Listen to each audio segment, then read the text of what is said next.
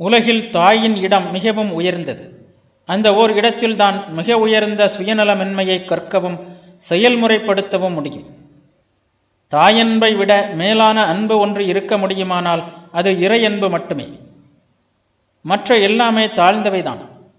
முதலில் பிள்ளைகளை பற்றி நினைப்பதும் அதன் பிறகே தன்னை பற்றி நினைப்பதும் ஒரு தாயின் கடமையாகிறது. அப்படி இல்லாமல் எந்த பெற்றோராவது தங்களையே முதலில் நினைப்பார்களானால் அந்த பெற்றோருக்கும் பிள்ளைகளுக்கும் அமைகின்ற உறவு பறவைகளுக்கும் அதன் குஞ்சுகளுக்கும் இடையிலுள்ள, அதாவது சிறகு முளைத்ததும் பெற்றோரை மறந்துவிடுகின்ற உறவாகவே அமையும். பெண்களையெல்லாம் இறைவனுடைய தாய்மையின் பிரதிநிதியாக நினைக்கும் ஆண்மகன் உண்மையில் பேறு பெற்றவன். ஆண்களையெல்லாம் இறைவனின் தந்தை குணத்தின் பிரதிநிதிகளாக காணும் பெண் உண்மையில் பேறு பெற்றவள். பெற்றோர்களை பூமியில் தெய்வ வடிவங்களாக காணும் பிள்ளைகள் பேறு பெற்றவர்கள்.